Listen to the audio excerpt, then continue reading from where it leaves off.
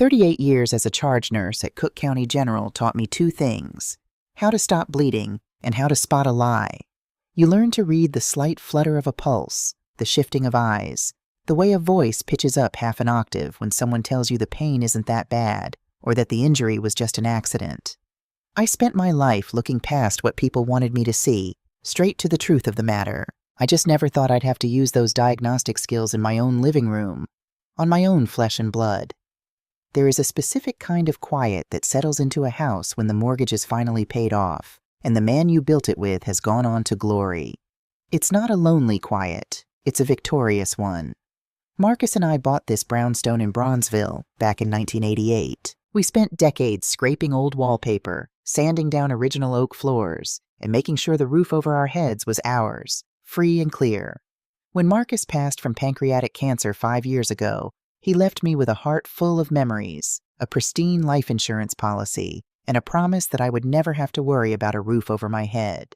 I am 68 years old. I take my coffee black. I keep my medical records neatly filed in a fireproof lockbox, and I balance my checkbook down to the very last red cent every Sunday evening. So when my daughter, Kendra, started treating me like my brain was turning to mush, I should have recognized the symptom for what it was. But when it's your child, you tend to put on blinders. Kendra is 44, a real estate agent who measures her worth by the emblem on her steering wheel and the zip code of her dinner reservations. She wears too much beige, speaks in buzzwords, and treats everyone like a potential client. She married Damon, a financial advisor who wears custom suits but always has the frantic, sweaty energy of a man trying to outrun a train. I never said a word about him. I just smiled, served them sweet potato pie on holidays, and kept my distance. The trouble started on a Tuesday in late October. The Chicago wind was just starting to get its teeth, rattling the heavy glass of my front windows. Kendra let herself in without knocking. She always did that, bringing a whirlwind of expensive Santal perfume and nervous energy into my calm space. "Mama, you've got the heat turned up way too high in here," she announced, dropping a designer leather tote onto my pristine mahogany dining table. She didn't wait for an answer, just marched straight into the kitchen and started opening cabinets. "And you're still buying generic brand coffee? I told you I'd set up a subscription for you. You don't need to be clipping coupons like you're on food stamps." I stayed seated in my reading chair, calmly marking my page in my book. "Good morning to you too, Kendra. And the coffee suits me just fine. It wakes me up, which is all coffee is obligated to do." She sighed, that heavy, dramatic exhale she used when she wanted me to know how much of a burden I was being. She walked back into the living room, her heels clicking aggressively against the hardwood. "I'm just trying to bring you into the 21st century, Mama. Damon and I were talking, and we're worried about you managing all these paper bills. It's not safe. People steal mail. Old people get confused and miss payments. It ruins their credit." "My credit score is 815, Kendra," I said, my voice smooth and low. "And my mind is sharper than most of the doctors I used to work for. I don't get confused." I know. She waved her hand dismissively, her acrylic nails flashing in the morning light. "But it's stressful. Why do you want to stress yourself out?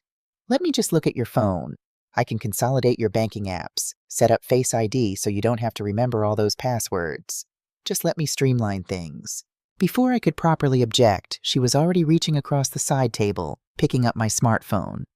Now, normally I would have snatched it right back, but the truth was the bank had just updated their app, and the new interface was giving me a bit of a headache. I watched her thumbs fly across the screen. "See?" she murmured, her eyes locked on the digital glow. "You just need the two-factor authentication set to route through a secure line. I'm adding my number as a backup recovery, just in case you ever lose your phone. That way you won't get locked out of your savings." I watched her face. As a nurse, you look for the micro-expressions, the tightening of the jaw, the way someone holds their breath when they're pushing a needle in. Kendra wasn't looking at me. She was staring at that screen with a hunger that made the hairs on my arms stand up. Her finger tapped the screen, tap, tap, tap, and I saw a bead of sweat at her hairline despite the fact that she had just complained about the heat. "All done," she said, her voice a little too bright, a little too fast. She set the phone face down on the table, sliding it back to me like it was a hot iron. "Now you don't have to worry about a thing. It's all automated." I looked at the phone, then looked at my daughter. "Thank you, Kendra. I appreciate your concern." She stayed for another 10 minutes, pacing the room, talking a mile a minute about a property Damon was supposedly investing in, before kissing the air near my cheek and rushing out the door. The house settled back into its quiet, but the peace was gone. The air felt disturbed. 3 weeks passed. November rolled in, bringing the bitter Midwest frost. The only bright spot in those weeks was Sunday dinners with my grandson, Trey. Trey is Kendra and Damon's boy, a junior studying mechanical engineering at Northwestern. He's 20 years old, all elbows and knees, with Marcus's kind eyes and a laugh that booms from deep in his chest. Unlike his parents, Trey never looks around my house to see what it's worth. He just looks for me. That Sunday, I made smothered chicken and collard greens. Trey ate like he'd been starved, wiping his plate clean with a piece of cornbread. But I noticed the dark circles under his eyes. He kept bouncing his leg under the table. "All right, baby," I said, pouring him a tall glass of sweet tea. "Spit it out. What's eating at you?" He looked up, surprised, then gave a tired, defeated smile. "Nothing gets past you, huh, Grandma?" "Not in this lifetime. Talk to me." He rubbed the back of his neck. "It's just tuition for the spring semester. The deadline is next Friday, and the portal shows my account has a hold on it. Dad was supposed to transfer the funds from the college savings account last week, but every time I ask him, he gets mad and says it's processing. Now they're threatening to drop my classes." A cold, heavy stone dropped in my stomach. Damon was a financial advisor. A 529 college savings plan shouldn't take time to process if the money was actually sitting there. "Don't you worry about your classes, Trey," I said, reaching over to pat his hand. My voice was steady, even though my mind was racing. "You go back to your dorm, focus on your midterms. Grandma is going to handle the bursar's office tomorrow. I've got more than enough in my emergency fund." The relief that washed over his face was worth every penny I had in the bank. "Are you sure, Grandma? I don't want to be a burden. Mom always says you're on a fixed income." "Your mother talks too much," I replied dryly. "My income is fixed just fine. You let me handle it." Monday morning, I put on my good wool coat, the one Marcus bought me for our 30th anniversary, and took an Uber down to the university. I walked into the financial aid office, a proud woman ready to write a check for her grandson's future. The clerk behind the desk, a young woman with tired eyes, ran my platinum debit card to cover the $14,000 tuition balance. I stood there, adjusting my scarf, waiting for the familiar chirp of the machine printing the receipt. Instead, the machine let out a harsh, flat beep. The clerk frowned, tapping the screen. "I'm sorry, ma'am. It says insufficient funds." I blinked. "Excuse me? That's impossible. Please run it again. It's a primary savings link." I had over $85,000 sitting in that specific high-yield account, money I had meticulously saved for rainy days exactly like this. She ran it again. Same beep. "I'm really sorry, Mrs. Washington. The bank is declining the transaction." For 3 seconds, the world stopped spinning. The air in the room felt too thin to breathe. Humiliation, hot and prickly, crept up the back of my neck. But a charge nurse doesn't panic when the monitor flatlines. She acts. "Thank you, baby. There must be a glitch in the system," I said, my voice not wavering a single decibel. I took my card back, slipped it into my leather purse, and walked out of the building with my head held high. I didn't call the 1-800 number on the back of the card. I didn't open the app on my phone. I hailed a cab and gave the driver the address for the main Chase Bank branch downtown on Madison Street. Inside the bank, the marble floors echoed with the sound of money moving. I sat at the desk of a personal banker named Mr. Harrison, a sharp young man who offered me a bottle of sparkling water. I handed him my ID and my debit card. "I need a full printout of my transaction history for the last 30 days, Mr. Harrison. All accounts." He typed on his keyboard, his eyes scanning the dual monitors. Then his typing slowed. He stopped. He looked over the top of his glasses at me, a flash of genuine concern crossing his features. "Mrs. Washington, did you authorize a series of wire transfers starting on October 24th? October 24th. The Tuesday Kendra came over to streamline my phone. "Tell me the amounts, Mr. Harrison." "There are 4 transfers. The first was for $10,000. Then 2 days later, $25,000. Last week, there was another transfer for $30,000. And yesterday, a final sweep of $18,500.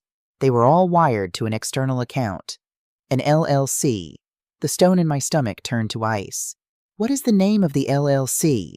He turned the screen so I could see it. Apex Financial and Consulting Group. It was Damon's firm. My son-in-law. My own daughter had sat on my velvet sofa, complained about my coffee, and set up a digital siphon to drain my life savings into her husband's failing business. She hadn't just added a backup number. She had made herself a joint authorized user and linked my account to his. Mrs. Washington? Mr. Harrison asked gently, noticing my silence.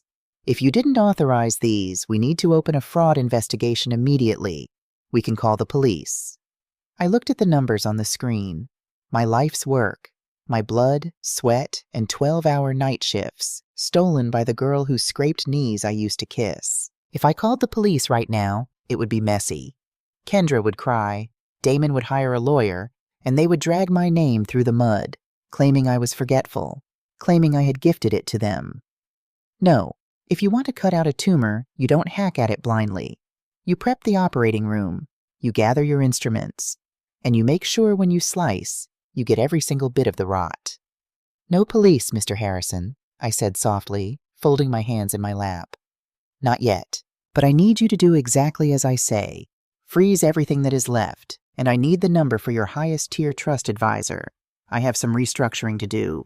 The ride back to Bronzeville from the downtown Chase branch was a blur of gray concrete and biting wind.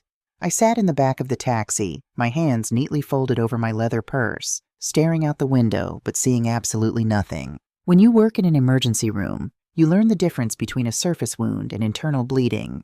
A surface wound looks terrible, all blood and drama, but it's easy to stitch. Internal bleeding is quiet. It hides beneath the skin, pooling silently until the pressure drops and the organs begin to fail. What my daughter had done to me wasn't a surface wound. It was a deep, quiet hemorrhage of trust.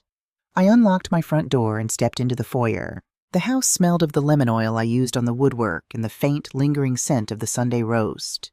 It was the same house I had woken up in that morning, but it felt entirely different. It felt breached. I took off my wool coat, hung it exactly where it belonged on the brass hook, and walked into Marcus's old study. I didn't cry. Tears are for things you have lost to God or to nature. What Kendra had done was a calculated theft, and you don't cry over a thief. You build a better lock, and then you catch them.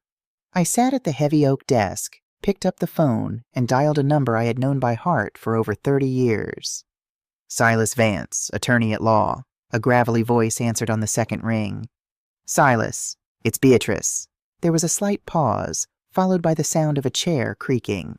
Silas and my Marcus had played poker every first Friday of the month for 2 decades. Silas was 70 years old now, a man who still wore 3-piece suits and believed that a handshake was as good as a contract, though he always drafted the contract anyway just to be safe.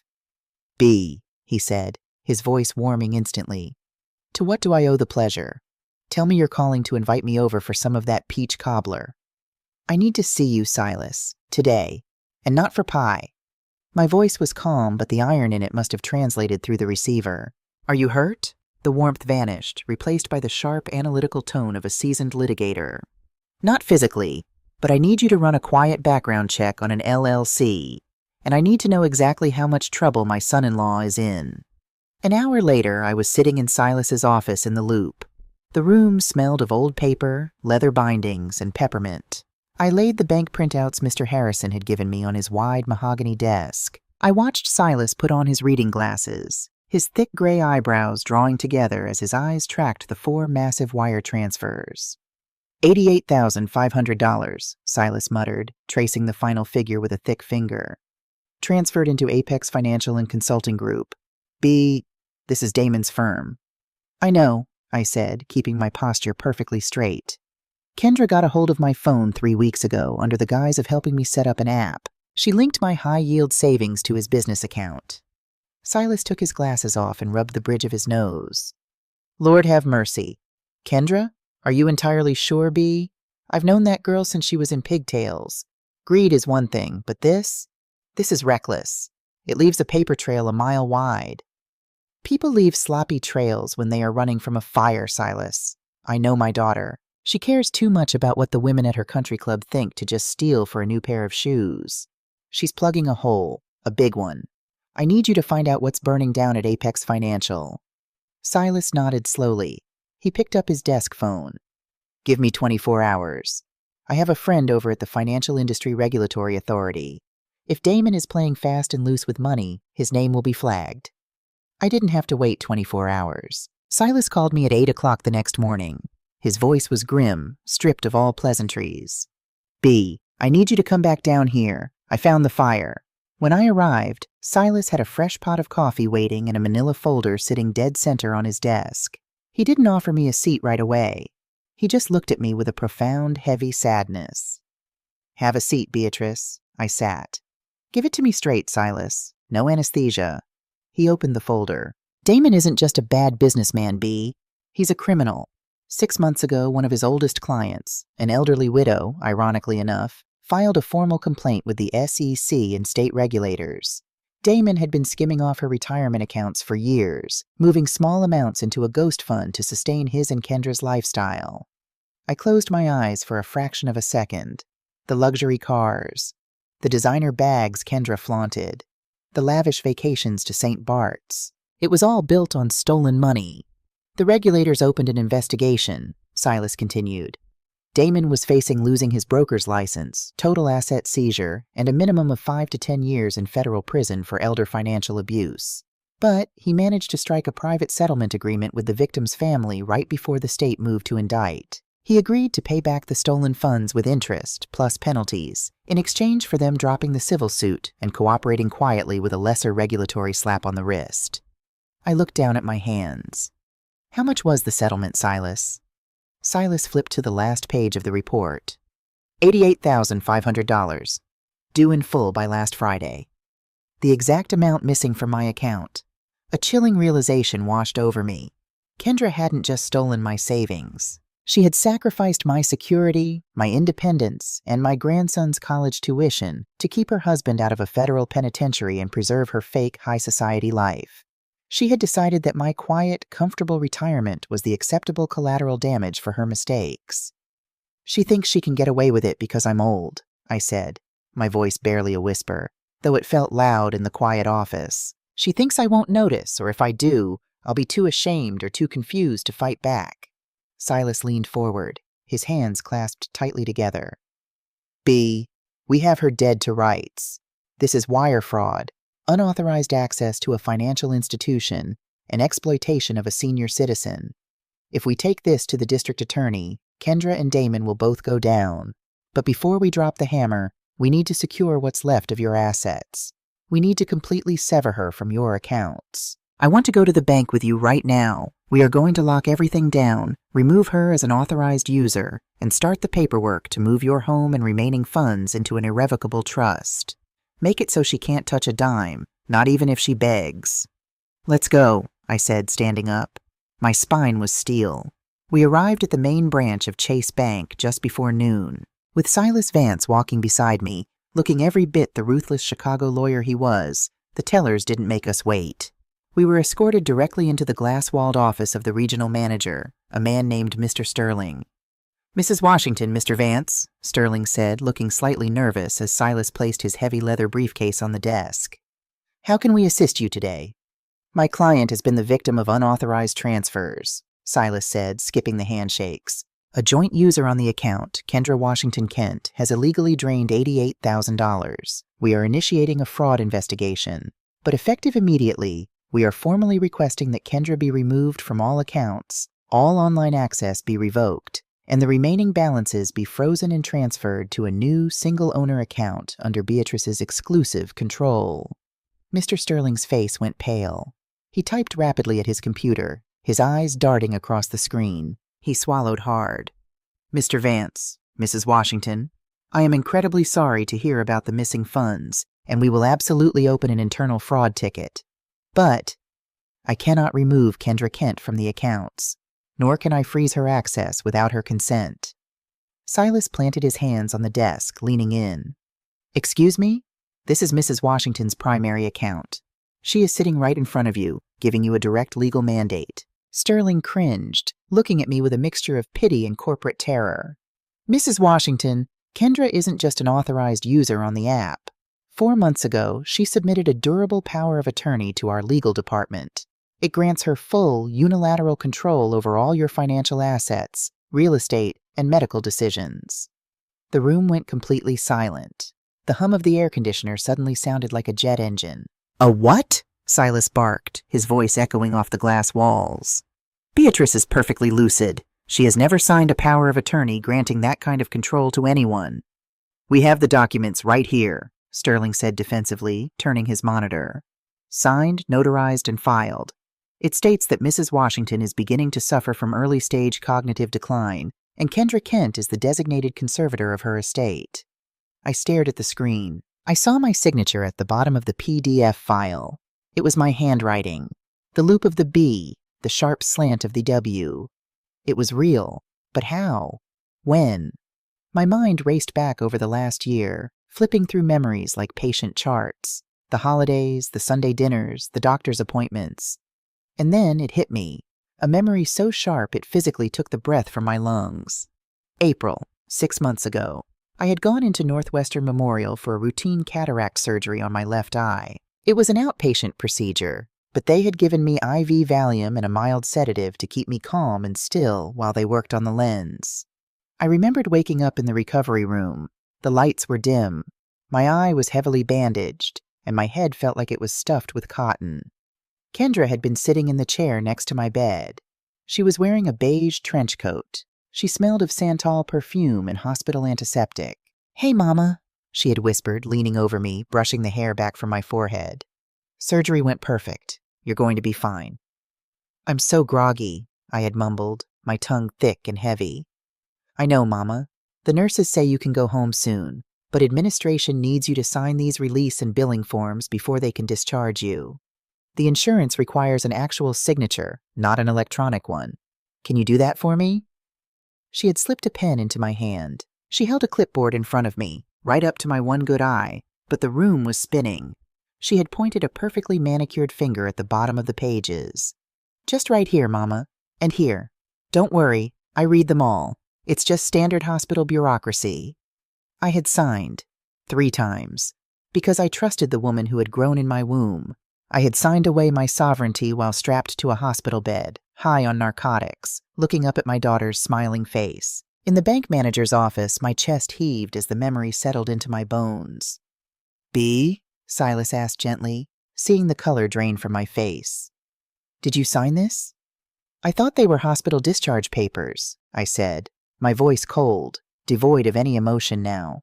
The betrayal was so absolute, so profoundly evil, that it bypassed anger and went straight to a glacial, calculating clarity. "She brought a notary to my recovery room while I was sedated for eye surgery. She planned this, Silas. She planned this months before Damon even needed the money. She laid the trap." Silas stood up straight, his jaw tight. He looked at Mr. Sterling. "This document was obtained under medical duress and fraudulent pretenses. I will have an injunction on your desk by tomorrow morning blocking it." "Until a judge signs that injunction, Mr. Vance," Sterling said apologetically, "my hands are tied by bank policy. Technically, legally. Kendra Kent is in charge of Mrs. Washington's money. In fact, if she calls right now, she can move the rest of it." Silas gently took my arm. "Come on, B. We're leaving. We have a war to wage." I stood up. I smoothed the wrinkles from my wool coat. I looked at the bank manager, my eyes clear and steady. "Mr. Sterling, you tell your legal department to hold tight," I said, my voice ringing with the authority of 38 years of running a hospital floor. "Because by the time I am done with my daughter, she won't have the power to direct traffic, let alone my finances." I walked out of the bank with Silas. The wind off Lake Michigan hit my face, but I didn't feel the cold. Kendra thought she had won. She thought she had the paperwork, the youth, and the system on her side. She thought because she had stripped me of my financial independence on paper, I was helpless. But a piece of paper only holds power if you don't have the spine to tear it up. She had mistaken my quiet life for weakness. She was about to learn that you never ever back a charge nurse into a corner. We were going to war, and I intended to leave no survivors. The ride home from Silas's office was silent, the kind of heavy, thick silence that settles over a trauma ward right before a code blue is called. I had spent my entire adult life stabilizing patients, stopping the bleeding, and restoring order to chaos. But sitting in the back of that town car, watching the Chicago skyline blur through the rain-streaked window, I realized the hardest patient I would ever have to triage was my own family. Silas had given me my marching orders. A durable power of attorney is a powerful weapon, but it has a fatal flaw. It is only bulletproof if the principal is actually incapacitated. As long as I drew breath and possessed my right mind, I had the supreme authority to revoke it. But Kendra had played dirty. By slipping that document into a stack of hospital papers while I was pumped full of Versed and fentanyl, she had built a paper trail suggesting my mind was already slipping. To destroy her narrative, I needed a medical sledgehammer. At 8 o'clock the next morning, I walked into the neurology department at Northwestern Memorial. I didn't go to a clinic. I went straight to Dr. Aris Thorne. Aris and I had worked the night shifts together back in the late 90s when he was just a stressed-out resident and I was the charge nurse, keeping him from making fatal dosage errors. Now he was the chief of neurology. He met me in his private office, his brow furrowed as he read over the copy of the POA Silas had faxed him. "Beatrice, this is abhorrent," Aris said, adjusting his glasses. "It says right here you were demonstrating early signs of vascular dementia. Who signed off on this?" "A notary my daughter brought into my recovery room after my cataract surgery," I said, my voice steady, though my hands were clamped tight around the handle of my purse. I was sedated. I thought I was signing discharge and billing forms. Aris's jaw tightened. He pulled out his stethoscope, a reflex, then set it down. Midazolam induces anterograde amnesia and severe cognitive impairment. Any legal document signed within 24 hours of its administration is medically invalid. But to make this ironclad for your lawyer, we aren't just going to look at your surgical chart. I am going to run the full battery. For the next 2 hours, I sat in a sterile room and proved my own sanity. I counted backward from 100 by sevens. I memorized sequences of words. I drew clock faces, identified spatial patterns, and answered every probing question Aris threw at me. I didn't mind the indignity of it. I treated every question like a nail in the coffin of my daughter's scheme. When we were finished, Aris printed out a 3-page sworn affidavit on the hospital's official letterhead. He signed it, stamped it, and handed it to me. "You scored in the 99th percentile for your age demographic, B," he said, offering a tight, sympathetic smile. "Your mind is sharper than half my interns. No judge in Cook County will uphold that POA with this in your file." "Thank you, Aris," I said, folding the heavy parchment and slipping it into my leather bag. "Send the bill to my home address." By 1 o'clock, I was back in Silas's office. Silas had spent the morning drafting a formal, notarized revocation of power of attorney. He attached Dr. Thorne's affidavit to the back of it, creating a legal binder thick enough to stop a bullet. "Are you ready for this, B?" Silas asked, snapping his briefcase shut. He looked at me with those shrewd, tired eyes. "Once we serve this to the bank, the alarm bells are going to ring on Kendra's end. The Cold War is over. It becomes a hot one." "Let it burn," I said. We bypassed the local branch this time. Silas drove us straight to the regional corporate headquarters of Chase Bank in the Loop. We didn't ask for Mr. Sterling. Silas demanded a meeting with the regional director of legal compliance. When we were seated in a boardroom that smelled of expensive glass cleaner and leather, a polished woman in a navy suit walked in. Silas didn't waste time with pleasantries. He slid the binder across the polished mahogany table. "My client, Beatrice Washington, is hereby executing a total and immediate revocation of the durable power of attorney filed by Kendra Kent," Silas stated, his voice booming in the quiet room. "Attached is a sworn medical affidavit from the chief of neurology at Northwestern Memorial, certifying Mrs. Washington is of completely sound mind. Furthermore, we have medical records proving the original POA was obtained while my client was under heavy surgical sedation." The director opened the binder, her eyes skimming the legalese and the hospital seal. She swallowed visibly.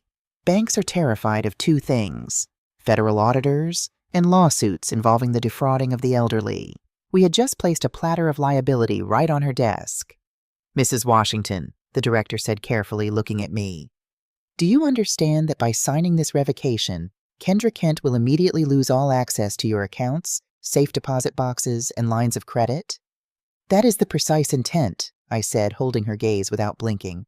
"And while you process that, you will freeze the remaining $315,000 in my high-yield savings and transfer every last dime into a new single-owner account. You will not issue a debit card. You will not enable online banking. Any withdrawal will require my physical presence, my physical signature, and a thumbprint. The director nodded quickly. Understood. I will have our fraud department expedite the transfer right now. It took 45 minutes. 45 minutes of sitting in that boardroom, listening to the muffled sounds of the city below. When the director returned, she handed me a simple paper folder containing the routing numbers to a financial fortress that Kendra could no longer breach. It's done, Silas said as we walked out into the chilly November air. Your money is safe, B, but she still knows where you live, and she still thinks she can outsmart you. I didn't have to wait long to find out. I was standing at my kitchen sink later that evening, washing my teacup, when my cell phone vibrated on the granite counter. The screen flashed Kendra's name. I let it ring 3 times. I picked it up, pressed the green button, and put it on speakerphone. Mama, what is going on? Kendra's voice was high-pitched, frantic, teetering on the edge of hysteria. I'm at the grocery store and my card was declined. I tried to log into the app and it says my access has been revoked. Did you do something at the bank? You need to call them right now and tell them there's been a mistake. I turned off the faucet. The house was dead quiet, save for the hum of the refrigerator. There was no mistake, Kendra, I said. My voice was incredibly calm. It was the same voice I used to tell a grieving mother her child hadn't made it. Flat, factual, unyielding. What do you mean? She stammered, the panic bleeding through the phone. Mama, they locked me out of everything. Damon has automatic drafts coming out of that account tomorrow for the firm. If they bounce, it's going to ruin his credit. Call them and fix this. Damon's credit is not my concern. Damon's legal settlement with the elderly woman he robbed is not my concern, I said. Dead silence on the other end. The kind of silence that happens when all the oxygen gets sucked out of a room. I don't know what you're talking about, she whispered. The lie was so fragile it practically shattered in the air. I was a nurse for nearly 40 years, Kendra, I said, leaning over the sink, staring out at the dark street. I spent my life identifying infections. When I found out what was making a body sick, I didn't coddle it. I didn't negotiate with it. Mama, please, you don't understand. I understand perfectly. I cut her off, my voice dropping an octave. I cut out the tumor, Kendra. Do not come to my house. Do not call this number again. I hung up the phone and blocked her contact. Over the next 48 hours, the fallout was swift and vicious. Kendra and Damon didn't come to the house. Silas had sent them a formal cease and desist letter by courier the very next morning, but they weaponized the one thing they still had access to, the family. My phone started ringing. First, it was my younger sister, Patrice, calling from Atlanta. B, what is going on up there? Patrice asked, her tone laced with worry. Kendra just called me crying hysterically. She said you're having some kind of paranoid breakdown. She said you're hiding your money, locking her out and talking crazy about Damon. She wants me to fly up and help her get you into a facility. I closed my eyes, feeling a deep, weary ache in my bones. A facility. My own daughter was trying to paint me as a madwoman to my own sister. Patrice, I said gently, do I sound paranoid to you? Well, no. You sound like B. Kendra stole $88,000 from my savings to pay off a fraud settlement for her husband. I found out, and I locked her out. Now she is spinning a narrative to cover her tracks. I am perfectly fine, but I suggest you block her number too. I spent the next 2 days putting out similar fires with cousins, old family friends, and even my pastor. Kendra was laying the groundwork. She was establishing a documented history of my supposed delusions with everyone we knew. She was building a case, but the worst blow didn't come from Kendra's lies. It came on a Thursday night, in the middle of a torrential downpour. The heavy brass knocker on my front door banged frantically. I looked through the peephole and immediately unbolted the locks. It was Trey. He wasn't wearing a jacket. His Northwestern sweatshirt was soaked through, plastered to his chest, and his sneakers squeaked on the hardwood as he stepped inside. He looked physically ill, pale, shaking, his eyes bloodshot and wide with horror. Trey, baby, what on earth? I reached for a towel from the hall closet, but he stepped back, holding his hands up like he didn't deserve to be touched. Grandma, I'm so sorry, he choked out. His voice broke, a harsh, jagged sound. I didn't know. I swear to God I didn't know. I froze. Didn't know what, Trey? Come sit down, you're freezing. He shook his head violently, tears mixing with the rain on his face. I went home to do laundry. Mom and Dad were screaming at each other in the kitchen. Dad was throwing things, yelling about bankruptcy, yelling about how Mom was supposed to have total control of your money. I heard them talking about the power of attorney. He wiped his mouth with the back of his trembling hand. He looked at me, his eyes filled with a guilt so profound it broke my heart. Grandma, 6 months ago, when you were in the hospital for your eye surgery, Mom was supposed to be there when you woke up, but she told me she had an emergency showing for a house. She asked me to go sit with you. The memory flickered in my mind. The dim room, the beige coat. But my vision had been blurred, my mind clouded by the anesthesia. She handed me a manila envelope, Trey continued, his voice dropping to a devastated whisper. She said they were just standard insurance release forms. She said a hospital administrator was going to come to the room, and I just needed to hold the clipboard for you so you could sign them, because your eyes were bandaged. Grandma, the man in the suit wasn't an administrator. I heard Mom talking to Dad just now. He was a mobile notary. The air left my lungs. Kendra hadn't just forged a trap. She had used her own son, my beloved grandson, as the delivery boy for the poison. She had manipulated a 20-year-old boy into legally binding his grandmother to a financial predator. She used me, Trey sobbed, sinking down onto the velvet bench in the foyer, burying his face in his hands. I helped her steal from you. I held the pen for you, Grandma. I'm so sorry. I'm so stupid. I walked over to him. I didn't offer platitudes. I didn't tell him it was okay, because it wasn't. But I placed my hands on his wet, shaking shoulders and gripped him tight. Look at me, Trey, I commanded. The charge nurse was back. Firm, grounding, absolute. He lifted his head, his face a portrait of misery. You did not steal from me. You were following your mother's instructions to care for me while I was vulnerable. The sin belongs entirely to her. Do you hear me? He nodded slowly, though the tears kept falling. Good, I said, pulling him up and wrapping the towel around his shoulders. Now go dry off. I am going to make us some tea, because we have work to do. When we were seated at the kitchen table, the mugs of chamomile steaming between us, the boy I knew was gone. In his place was a young man who had just watched the pedestals he placed his parents on shatter into dust. They aren't going to stop, Grandma, Trey said, his voice hard, drained of its youthful innocence. Dad is desperate. He owes money to people worse than the SEC. I heard him tell Mom that if they can't get your money back, they're going to lose their house. He told her to call the lawyer. Which lawyer? I asked sharply. Trey gripped his mug. A guy named Vance? No, not Vance. A guy named Sterling? No. A guy named Croft. Richard Croft.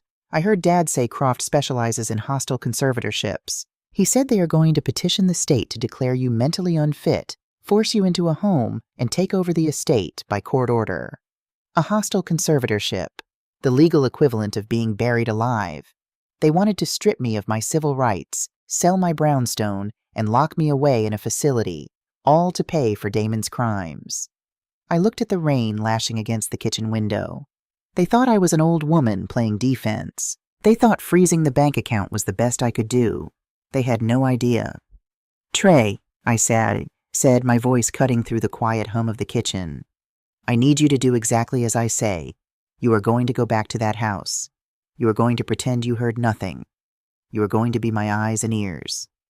He looked at me, his jaw setting with a newfound resolve. Whatever you need, Grandma.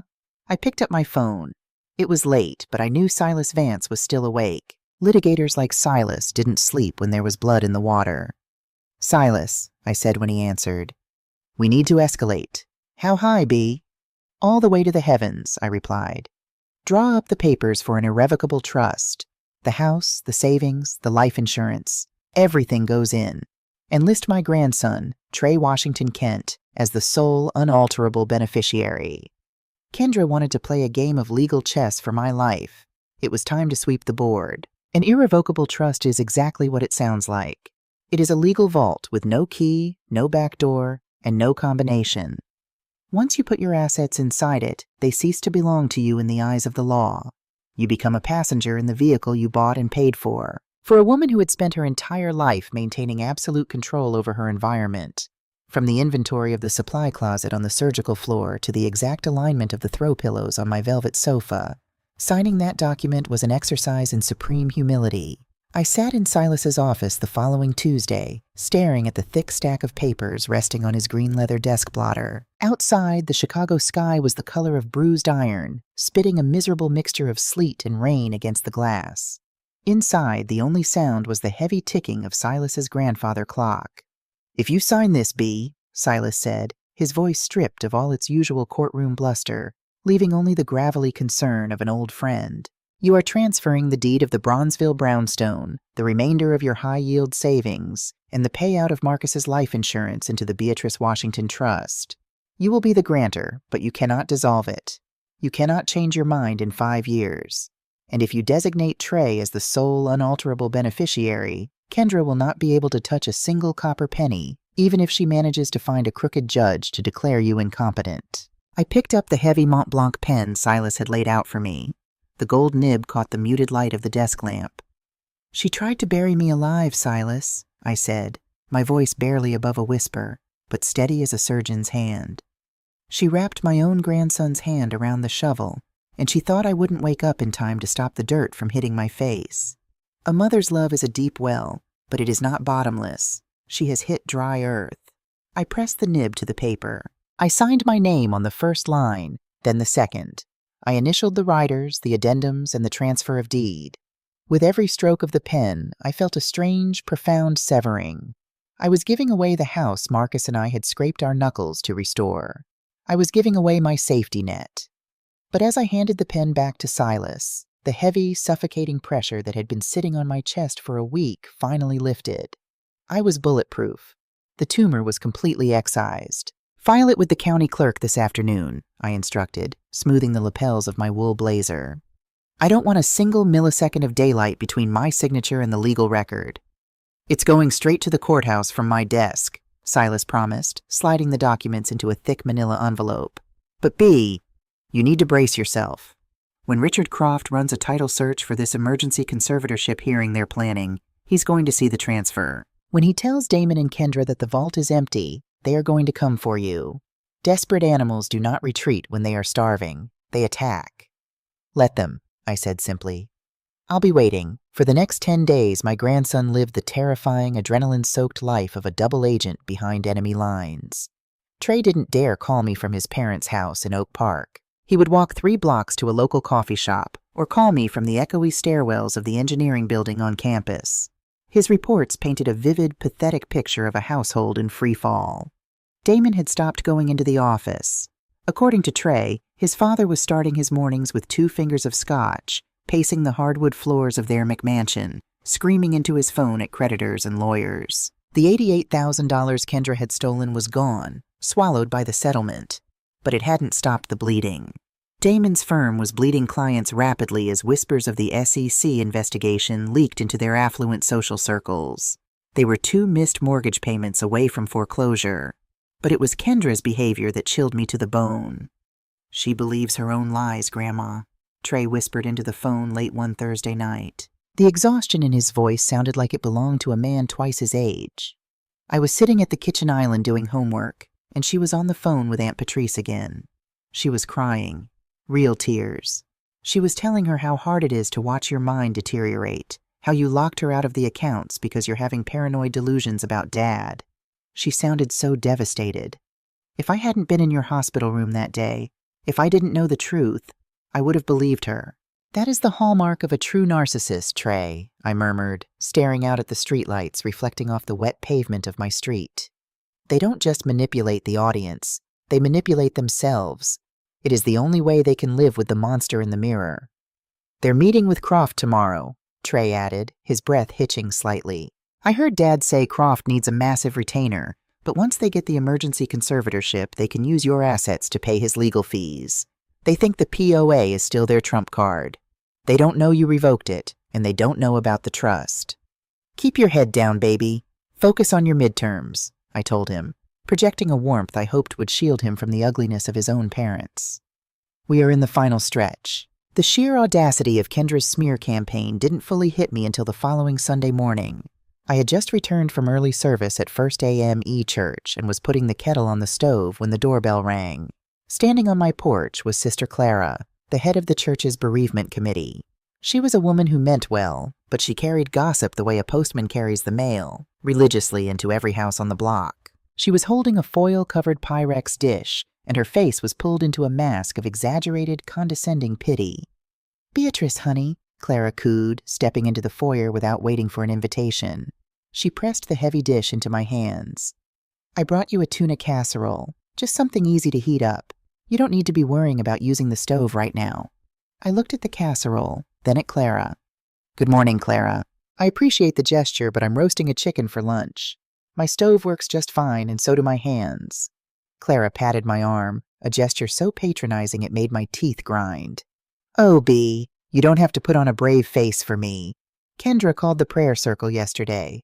She was just weeping, poor thing. She asked us to pray for your mind. She told us how you've been misplacing things, accusing Damon of terrible, paranoid things, and locking her out when she's just trying to help you pay your bills." Clara lowered her voice to a conspiratorial whisper. "It is no shame, Beatrice. Vascular dementia runs in my husband's family. We know how it steals the spirit." A hot, bright spike of fury drove itself directly into the base of my skull. My own daughter had turned my church, my sanctuary of 40 years, into a theater for her victimhood. She was laying the social groundwork for a conservatorship, ensuring that when she dragged me out of my own home, the neighborhood would nod sadly and say it was for the best. I set the casserole down on the entryway table. I stood up to my full height. I am not a tall woman, but decades of commanding chaotic emergency rooms had given me a presence that could make a grown doctor shrink. "Clara," I said, my voice resonating with absolute ringing clarity, "I want you to look at my eyes. Are they unfocused?" She blinked, startled by the shift in my tone. "Well, no, Bea, but I want you to listen to my diction. Am I slurring my words? Am I repeating myself?" "No, but Kendra said—" "Kendra is a liar," I said, the words cutting through the air like a scalpel. I didn't raise my voice. I didn't need to. Kendra's husband is facing disbarment and federal charges for defrauding his elderly clients. Kendra attempted to steal my life savings to cover his crimes. When I caught her and locked her out of my bank accounts, she decided to tell this congregation that I am losing my mind to cover her tracks. Clara's mouth fell open. Her eyes darted around my perfectly immaculate foyer, taking in the gleaming hardwood, the pristine baseboards, the sharp, unyielding intelligence in my gaze. "If the prayer circle wants to pray for someone, Clara," I continued smoothly, "I suggest you get on your knees and pray for my daughter's soul, because she is going to need the Lord's mercy. She certainly isn't getting any of mine. Now take your casserole. I have a chicken to baste." Clara took the Pyrex dish, her face flushing a deep, embarrassed crimson, and hurried out the door. I locked the deadbolt behind her, leaning my forehead against the cool wood. The anger was exhausting. The betrayal was a physical weight, pressing down on my lungs. But I couldn't afford fatigue. Not yet. The climax of this agonizing waiting game arrived on a Tuesday, exactly 2 weeks after I had signed the irrevocable trust. Trey called me at 6 a.m. He didn't bother with greetings. He was hyperventilating. "Grandma, today. They're coming today," Trey panted. I could hear the wind whipping against his phone. He must have run out of the house in his pajamas. "Dad stayed up all night drinking. He got an email from Richard Croft. Croft tried to file the lien against your house to secure his legal fees for the conservatorship case. He found the trust, Grandma. He found out the house isn't in your name anymore." I felt my pulse quicken, a steady rhythmic thud in my ears. The tripwire had been snapped. "What did they say, Trey?" "Dad completely lost it. He threw a glass at the wall. He kept screaming that you outsmarted them, that you hid the money. Mom was hysterical. They think Silas manipulated you into doing it. Dad said they don't have time to wait for a court date anymore. The SEC regulators are demanding proof of Damon's liquid assets by Friday, or they're referring his case to the Department of Justice." Trey paused, catching his breath. "They are coming to the house at noon, Grandma. Croft is coming with them. Dad said they are not leaving until you sign a document unwinding the trust and signing the house back over to them. He said he doesn't care what it takes. He's desperate, Grandma. He looked violent. You need to leave the house. Go to a hotel, please." "No, Trey," I said softly, feeling a strange, absolute calm wash over me. The waiting was over. The diagnosis was confirmed, the prep was done, and it was time to make the incision. "I am not leaving the home Marcus built for me. You go to class, take a deep breath. By the time you are out of your afternoon lecture, this will be over. I hung up the phone and dialed Silas Vance. They know about the trust, I told him when he picked up. They are coming here at noon with Richard Croft. Damon is desperate and volatile. They intend to force a signature out of me. I am leaving my office right now, Silas growled, the litigator's bloodlust rising in his voice. I'll be there in 30 minutes. Do you want me to call the police, B? Have a squad car sitting in the driveway? No, I said, walking into my formal living room. I looked at the antique silver tea service sitting on the mahogany credenza.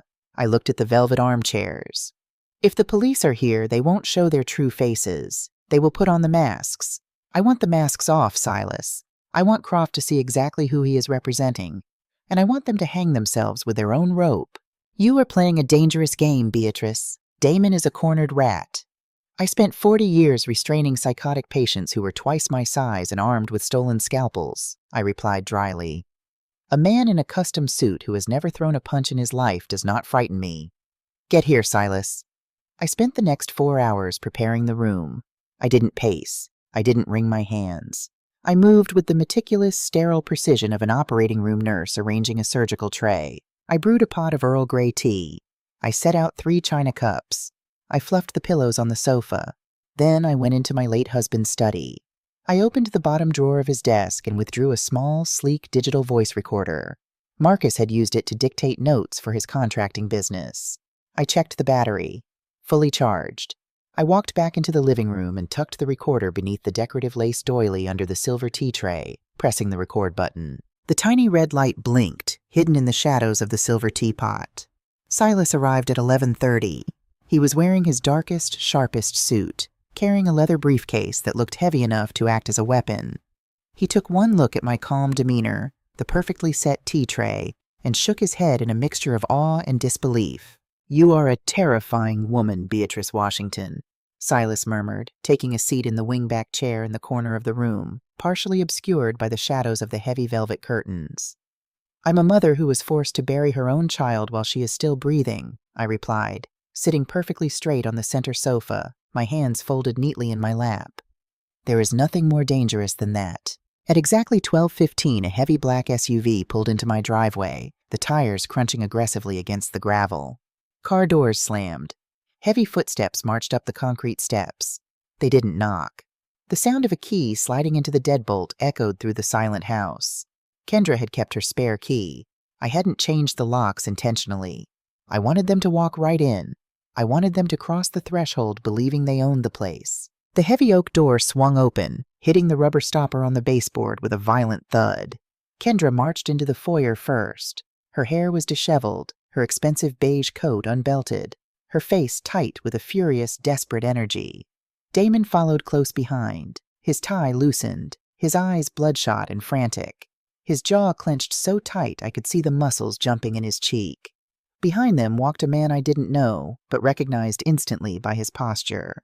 Richard Croft. He wore a slick gray suit and carried a slim leather folio, looking around my immaculate foyer with the calculating, predatory eyes of a man pricing the fixtures. Kendra stepped into the living room and froze. She had expected to find a confused, frightened old woman. She had expected to catch me in my bathrobe, disoriented and easily intimidated by the sudden invasion. Instead, she found the charge nurse. I was wearing my tailored navy wool suit, my pearls resting at my collar, sitting perfectly upright with a cup of Earl Grey tea resting gracefully on my knee.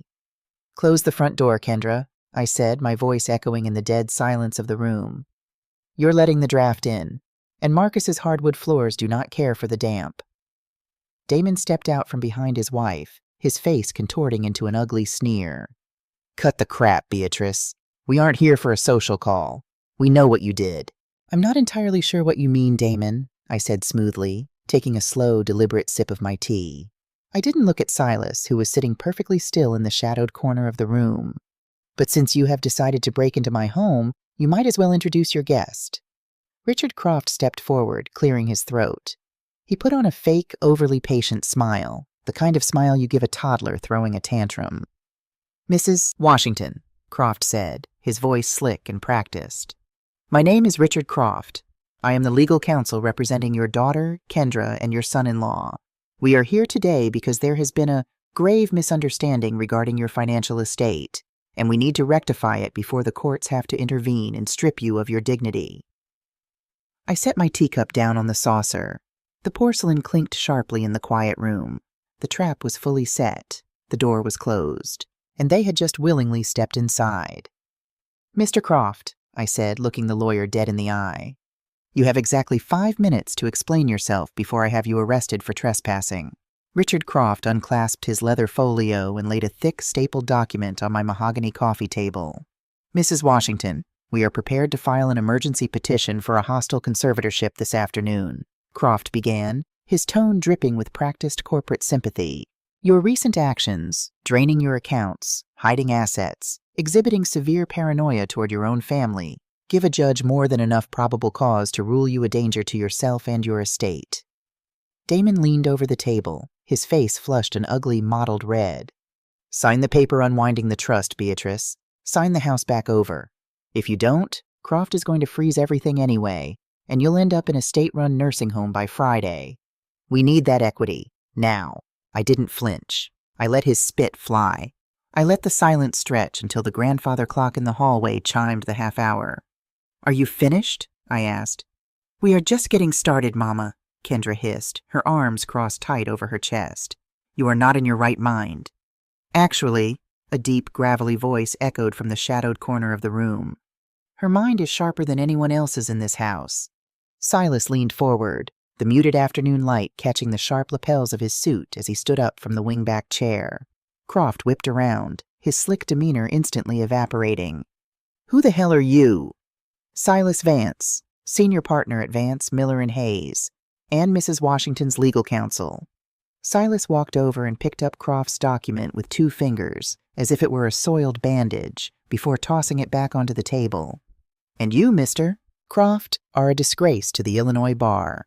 Threatening an elderly woman in her own home with a fraudulent conservatorship to extort real estate equity and cover up her son-in-law's SEC violations, that is a bold, career-ending strategy." Damon took a step back, the color completely draining from his face. "Kendra, you said she was alone." "She is never alone when she has the truth on her side," Silas barked. I reached across the tea tray and lifted the decorative lace doily. I picked up the digital voice recorder. The tiny red light was still blinking steadily. "I've been recording since the moment you kicked my door open, Damon," I said, my voice cutting cleanly through their panic. "I have every threat, every demand, and every admission of extortion on tape." Kendra stared at the little black device, her eyes wide with terror. "Mama, you can't use that." "I certainly can, but that is the absolute least of your worries," I said, standing up. I walked until I was mere inches from my daughter. "I know about the mobile notary, Kendra. I know you brought him into my recovery room when I was heavily sedated with midazolam. I have the sworn affidavit from the chief of neurology at Northwestern Memorial proving I lacked the legal capacity to sign that power of attorney. And worst of all, I know you used your own son as a decoy to do it." Kendra gasped, her hand flying to her mouth. "Trey told me everything," I whispered, letting the weight of her maternal failure crush the air out of her lungs.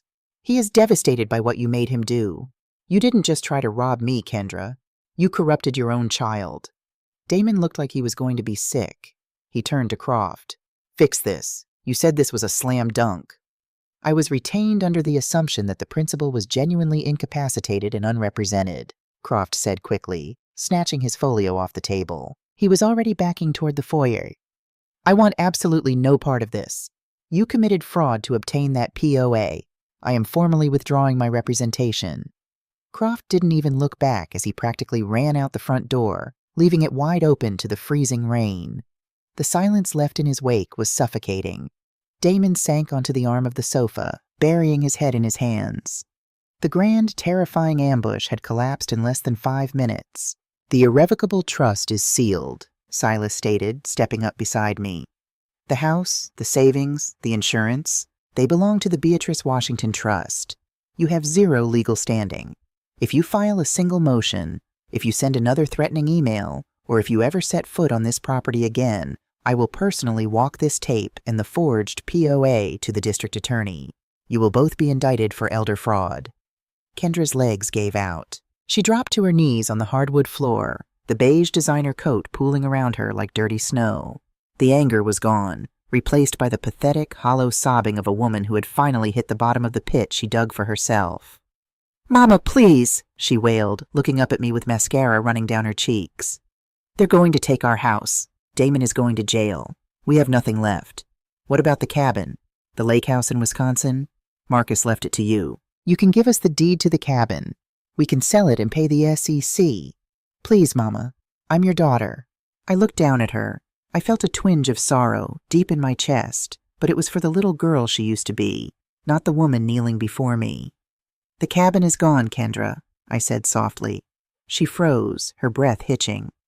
"What do you mean gone?" "I sold it 3 weeks ago. Cash buyer. It closed last Friday." Damon's head snapped up. "Where is the money? That was a $400,000 property." "It is exactly where it belongs," I replied. "I took every dime from that sale and placed it into a secure, locked educational trust for Trey. It covers his undergraduate tuition, his master's degree, and leaves a down payment for his first home. A trust that neither of you can access. The asset you wanted to use to save your own skin has been used to protect the only innocent person left in your house." Kendra let out a sound that was half gasp, half scream. It was the sound of total, absolute defeat. She had sacrificed her mother, manipulated her son, and compromised her soul, only to end up with nothing but ashes in her hands. "Get up," I commanded, pointing toward the door. "Pick yourself up off my floor, take your husband, and walk out of my house. You are no longer welcome here." Damon grabbed Kendra by the arm, pulling her up roughly. They didn't say another word. There were no more lies left to tell, no more threats left to make. They walked out the door, broken and ruined by their own greed.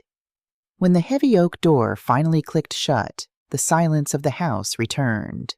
But it wasn't the heavy, breached silence of the past month. It was the clear, ringing silence of a surgical suite after a successful operation. The tumor was gone. The patient was going to live. Silas let out a long, low whistle. "Remind me never to cross you, B."